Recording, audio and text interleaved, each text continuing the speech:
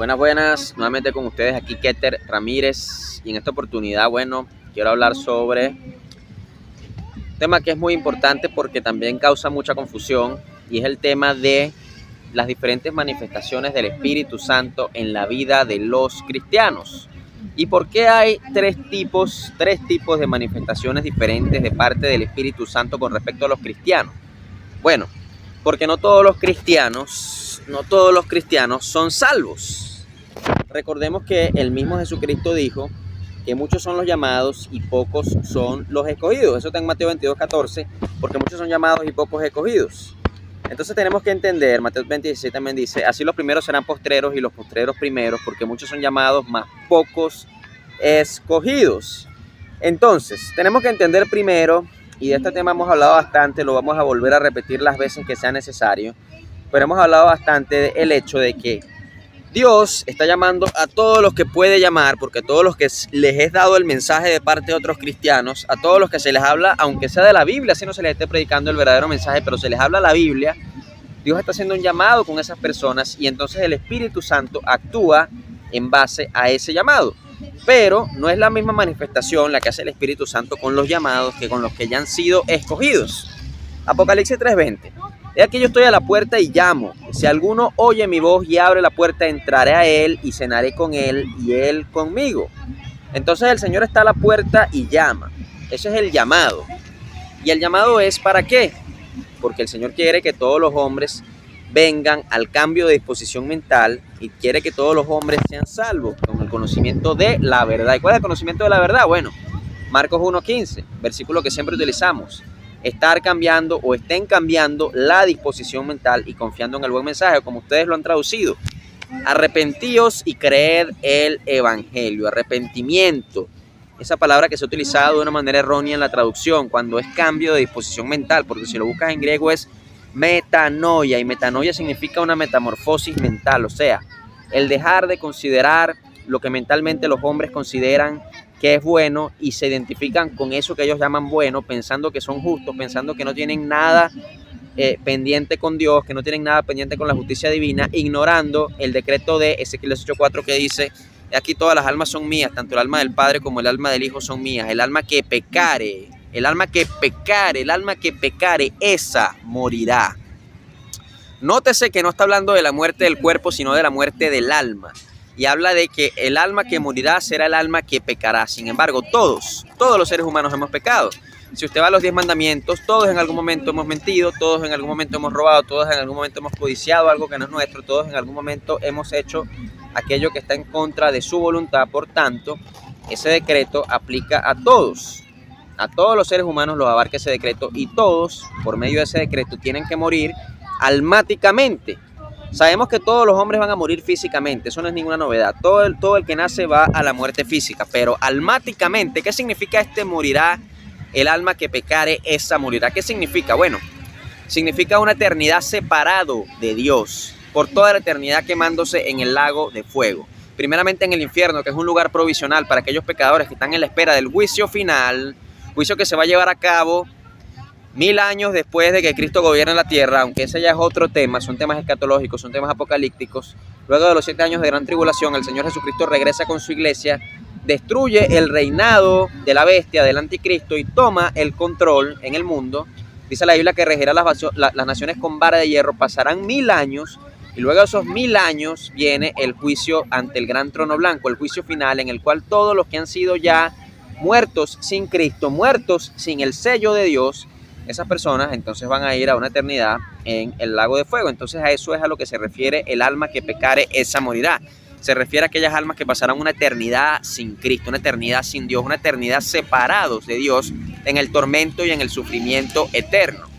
Y ese es un destino que muy pocas personas creen, o que muy pocas personas se toman en serio, o que muy pocas personas, incluyendo las que se lo toman en serio, saben cómo evitar ir ahí. Muy pocas personas saben evitar ir allí porque muchos piensan que si hay un infierno y si hay un cielo, los malos se van al infierno y los buenos se van al cielo, pero este no es un asunto que se trate de buenos y de malos. Este es un asunto que se trata de pecadores y santos. Y el problema es que todos somos pecadores, así que todos estaríamos condenados. Todas nuestras almas tendrían que morir porque todos hemos pecado y todos somos pecadores. Ahora, sin embargo, hay un solo ser humano en toda la historia de toda la humanidad que nunca pecó, jamás pecó, y fue tentado absolutamente en todo, pero soportó todas las tentaciones y siempre obedeció todos y cada uno de los mandamientos de Dios, y su justicia incluso superaba a la justicia de la ley de Moisés. Y ese ser humano que siempre vivió en santidad y que nunca pecó es Jesucristo. Entonces, como Él, no hay ningún pecado que se le impute porque vivió una vida perfecta. En nuestro lugar, Él fue y pagó nuestro castigo muriendo en nuestro lugar. Murió físicamente y también su alma murió, fue condenado en nuestro lugar, siendo Él inocente. ¿Por qué Él tenía que ser inocente para morir en nuestro lugar? ¿Por qué? Porque si hubiese muerto alguien que no fuese inocente en nuestro lugar, si hubiese muerto uno de los profetas, uno de los justos del Antiguo Testamento, si hubiese muerto cualquiera de ellos, también ellos tenían pecado, entonces no hubiesen podido hacer una sustitución. ¿Y qué significa sustitución? Significa que es un cambio de vida, o sea, su vida santa, la vida de Cristo santa y perfecta en mi lugar, y mi vida de pecado en su lugar, en el momento en que Él comenzó su calvario y en el momento, bueno, en que se consumaron todas esas cosas, que si el calvario, la crucifixión, la muerte, etcétera. Entonces es un cambio, esa sustitución es un cambio tanto de su vida con mi vida y mi vida con su vida. Eso quiere decir que mi vida fue castigada, mi vida de pecado fue castigada en la cruz, tu vida de pecado fue castigada en la cruz del Calvario. Eso quiere decir que su vida santa y perfecta pasa a ti, no hay nada que castigar en ti porque fue una vida santa y perfecta, la vida de Cristo. La vida que te sustituye es una vida que no tiene ningún tipo de reproche de parte de Dios Padre.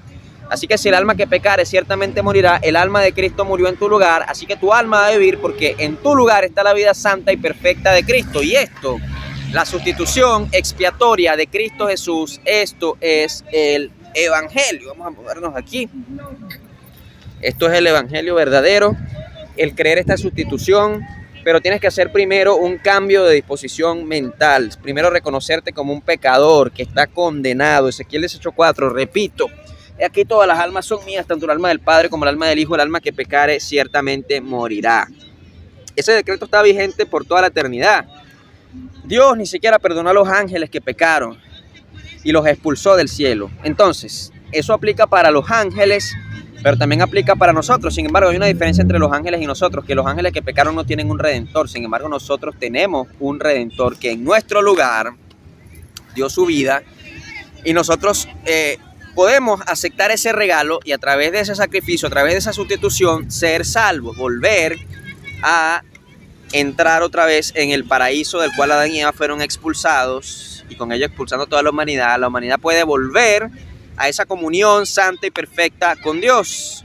Recuperar aquello que perdió el ser humano en el jardín del Edén cuando el diablo engañó a Eva y después Eva hizo comer a Adán la manzana y perdieron esa vida eterna que tenían cuando fueron creados. Recuperar eso es algo que los judíos no intentaron ni discernieron en que tenían que recuperar eso, sino que querían simplemente que Israel fuese la primera potencia mundial, que fuera liberada de sus enemigos, que alcanzara la paz, cosas que están muy bien. Sabemos que Cristo va a regresar en su segunda venida y va a ser ungido rey de Israel. Sabemos que Israel es la nación bendita de Dios, pero ni siquiera el pueblo de Dios estaba ambicionando el recuperar esa posición de autoridad, esa posición de santidad, esa posición que estaba cerca de la gloria de Dios que tuvo Adán en el principio antes del pecado. Y eso es lo que Cristo vino en su primera venida a la tierra a morir por nosotros para que nosotros recuperáramos eso. Judicialmente hablando, podemos volver al cielo a través del sacrificio de Cristo, porque Cristo vino del cielo, Cristo es santo y puro y en nuestro lugar murió.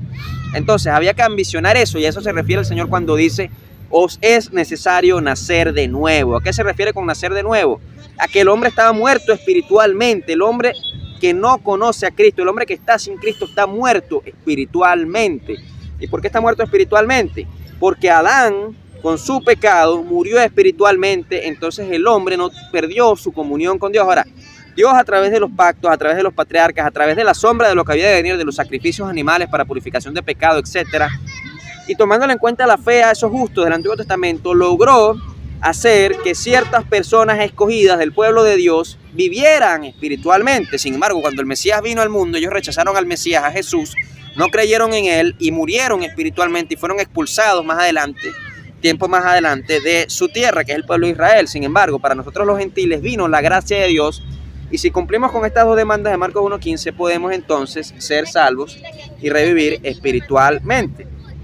Sin embargo, hay una gran diferencia porque, como ya mencionado al principio del video, muchos son los llamados, pocos son los escogidos, y las personas que están intentando seguir a Cristo, intentando conocer a Cristo, no entienden la diferencia entre llamados y escogidos. Y tenemos que entender una cosa, que cuando una persona es escogida es porque fue salva, porque cumplió con estas dos demandas. No es que Dios la escogió porque, bueno, este me cayó mejor que el otro, entonces yo te escogí a ti y tú, porque me caíste mejor, yo te voy a programar en tu mente o en tu corazón que tú vas a creer en mí completamente, que vas a vivir en santidad completamente, y entonces como vas a vivir conforme a mi voluntad aquí en la tierra, yo te escogí, tú eres salvo. Sin embargo, a este otro, aunque también lo llamé, yo no lo escogí y no le programé que hiciera estas cosas. Así que en algún momento se va a apartar de la congregación, se va a poner a pecar, se va a ir y entonces se va para el infierno. Ese no fue escogido. Tú fuiste escogido. Eso es lo que muchas personas que no entienden el evangelio están pensando, más sin embargo las cosas no son así. El llamado es un llamado que Dios hace a las personas. Muchas veces el llamado no puede ser completo, no es por culpa de Dios, sino porque los cristianos que están predicando no están predicando el verdadero evangelio, bien sea porque están en una falsa doctrina, bien sea porque no entienden el evangelio completamente, entonces predican lo que pueden predicar. Sin embargo, en la palabra y en la presencia de Dios está el llamado. Ahora, una cosa es que una persona sea llamada y diga que cree en Cristo, y haga la oración de la fe, diga que ama a Cristo y dice guarda en santidad, etcétera, etcétera. Y otra cosa es que una persona cumpla con las dos demandas que ya les mencioné de Marcos 1:15. Estar cambiando la disposición mental, o sea, reconocerte como pecador y confiar en el buen mensaje. Solo los que cumplen estas dos demandas son escogidos. Y el escogido, vamos a 2 Corintios 1:19, porque el Hijo de Dios Jesucristo, que entre vosotros ha sido predicado por nosotros, por mí, Silvano y Timoteo, no ha sido sí y no, mas ha sido sí en él, porque todas las promesas de Dios son en el sí y en el amén, por medio de nosotros, para la gloria de Dios. Y el que nos confirma con vosotros en Cristo y el que nos ungió es Dios, el cual también nos ha sellado y nos ha dado las arras del Espíritu en nuestros corazones. Una persona que es escogida, que cumple con estas dos demandas, tiene el sello del Espíritu Santo. Y esa es la gran diferencia. Entonces tienes que entender eso también, porque hay mucha confusión con ese tema. Están confundiendo lo que es el sello, están confundiendo lo que es su acompañamiento con el sello. Vamos a leer otro versículo que habla del sello, Efesios 1:13 al 14. En él también vosotros, habiendo oído la palabra de verdad, el evangelio de vuestra salvación, y habiendo creído en él, fuisteis sellados con el Espíritu Santo de la promesa, que es las arras de nuestra herencia hasta la redención de la posesión adquirida para la alabanza de su gloria. Fíjate lo que dice aquí, interesante. El evangelio de vuestra salvación, habiendo creído en él, fuiste sellados con el Espíritu de la promesa. Aquí habla de un sello que el Espíritu Santo hace, que es las arras de nuestra herencia hasta la redención de la posesión adquirida. O sea, ya se adquirió la salvación, ya se adquirió para alabanza de su gloria. Puede ser que tú no veas ahorita que tienes un cuerpo de gloria, un cuerpo perfecto, un cuerpo que no peca, pero ya la salvación está adquirida. Si tú cumples con esas dos demandas, ya tú eres salvo. Sin embargo, mientras el Señor no haya regresado, mientras no haya ocurrido el arrebatamiento, no haya ocurrido la segunda venida de Cristo, tú vas a seguir teniendo este cuerpo de carne, al menos si no has sido arrebatado en el arrebatamiento. Entonces, ¿qué significa eso? Que esa posesión, lo que es la salvación, ya fue adquirida, pero falta que se manifieste. Sin embargo, tienes que seguir aquí viviendo en la carne, porque el Señor quiere que prediques el evangelio. Pero el sello del Espíritu Santo, si ya está en ti, ya tú eres salvo. Juan 14, el 15 al 18, si me amáis, guardad mis mandamientos, y yo rogaré al Padre y os dará otro consolador, para que esté con vosotros para siempre. El Espíritu de verdad, aquí habla el Espíritu Santo, al cual el mundo no puede recibir porque no le ve ni le conoce, pero vosotros le conocéis porque mora con vosotros y estará en vosotros. Mira, mora con vosotros, pero estará con vosotros. O sea, si dice estará con vosotros, le está hablando en futuro. Quiere decir que todavía no estaba en ellos, estaba con ellos, mas no estaba en ellos. Hay una diferencia entre en que esté al lado tuyo a que esté en ti. Y eso es lo que le pasa a muchos cristianos evangélicos que se guardan en santidad, que dicen que bueno, pues que ellos aman a Dios, que ellos predican supuestamente el evangelio, aunque no entienden el evangelio. Pero ¿qué pasa? El Espíritu Santo va a ese lugar y los visita y los utiliza. ¿Por qué? Porque el Espíritu Santo está llamándolos a ellos y también está llamando a las personas de las cuales ellas les hablan de la Biblia. Ellos piensan que eso es predicar, pero ellos no entienden este evangelio, entonces le hablan cualquier otro versículo de la Biblia. Quizás le hablan de un problema familiar, le hablan de que Cristo sanó enfermos, le hablan de que Cristo soluciona problemas, etc. Y el Espíritu Santo ahí se manifiesta. ¿Por qué? Porque el Espíritu Santo está con ellos, mas no está en ellos. Es como cuando los apóstoles no habían sido aún sellados con el Espíritu Santo. ¿Y por qué los apóstoles no habían sido aún salvos, no habían sido aún sellados? Porque todavía Cristo no había muerto. Cristo está hablando en Juan 14 y todavía no había ido a la cruz, así que la salvación todavía no se había consumado. Así que el Espíritu Santo, como estaba en Cristo y Cristo estaba con ellos, el Espíritu Santo se manifestaba al lado de ellos, pero no estaba en ellos. Ahora, la llenura del Espíritu Santo tampoco significa el sello del Espíritu Santo. La llenura es que el Espíritu Santo te arropa, te sumerge, pero no hay un sello ahí. Y eso también lo hace el Señor con los llamados. Incluso en el Antiguo Testamento, vámonos a Éxodo 31. habló Jehová a Moisés diciendo, mira, yo he llamado por nombre a Bezaleel, no sé si se pronuncia así, hijo de Uri, hijo de Ur, de la tribu de Judá, y yo le he llenado de espíritu de Dios en sabiduría y en inteligencia y en ciencia y en toda arte, para inventar diseños, para trabajar en oro, en plata, en bronce y en artificios de piedra, para engastarlas y en artificios de madera, para trabajar en toda clase de labor. Aquí está hablando de una persona que ha sido llenada del Espíritu Santo en el Antiguo Testamento. O sea, Cristo todavía no había ido a la cruz a morir. O sea, que esa persona había sido llena del Espíritu Santo, pero no había sido salva. Pero esa persona no tenía el sello, al igual que los apóstoles cuando estaban con Cristo, todavía no habían sido sellados porque Cristo no había ido a la cruz todavía. Y al igual que muchos que están hoy en el llamado, pero no han sido escogidos porque no han cumplido estas dos demandas, tienen la llenura del Espíritu Santo, pero no tienen el sello del Espíritu Santo. El sello es la demostración, es la evidencia de que tú eres salvo. Entonces, después de haber orado, tembló el lugar en el que estaban reunidos, todos fueron llenos del Espíritu Santo y proclamaban la palabra de Dios sin temor alguno. Hechos 4:31. La llenura del Espíritu Santo también te activa a hablar de la palabra, a hablar de Cristo. Pero si tienes el sello, más aún lo vas a hacer. Así como yo lo estoy haciendo ahora porque tengo ese sello, porque he cumplido con esas dos demandas. Entonces, eso es lo importante, ¿sí? Que tú cumplas con esas dos demandas es lo que garantiza que tú tienes ese sello. Si tú no cumples con esas dos demandas, no importa que te guardes en mucha santidad, no importa que alabes a Dios, no importa que vayas a una congregación y le cantes y levantes las manos, etcétera. No importa nada de eso. Lo que importa es que tú cumplas esas dos demandas. Y una vez que tú cumplas esas dos demandas, ahí sí guarda santidad, ahí sí alaba al Señor, ahí sí, si quieres, ayuna, haz lo que tú quieras que sea bueno según la palabra de Dios. Pero antes, lo importante, antes de cumplir con esas dos demandas es precisamente cumplir con esas dos demandas. No hacer otra cosa, no guardar santidad, sino cumplir con las dos demandas de Marcos 1:15. Son las dos demandas de salvación, son las dos demandas que te llevan al cielo, lo único que te lleva al cielo, porque una vez que tú cumples esas dos demandas con fe, y fe es la certeza de lo que se espera, la convicción de lo que no se ve, o sea, no hay duda, no hay incertidumbre, no hay un ápice de duda alguna. Eso es fe. Si tú pones tu fe en esas dos demandas y las cumples, tú serás salvo y podrás entrar al cielo. Si no, hermano, no importa que usted vive mucha santidad, guarde mucha santidad, respete mucho a Dios, tenga mucho temor de Dios, etcétera, usted se va para el infierno. No lo estoy condenando, yo estoy diciendo de lo que dice la Biblia. Te vas para el infierno si no cumples las dos demandas. No importa que seas un evangélico de 30 años, un supuesto pastor, no importa que incluso haya sido utilizado por Dios para hacer milagros, eso no importa. No vas a ir al cielo si no cumples con esas dos demandas. Entonces, quería hablar sobre eso porque muchas personas no entienden, piensan que porque sienten la presencia del Espíritu Santo, ya son salvas, ya son elegidas de Dios, pero sentir la presencia del Espíritu Santo no es igual que tener el sello del Espíritu Santo. Y el sello y las arras del Espíritu solo la tienen los que cumplen esas dos demandas de Marcos 1:15, estar cambiando la disposición mental y confiando en el buen mensaje. Bueno, nos vemos en otra oportunidad y luego hablamos de este tema más específicamente, más profundamente. Muchas gracias.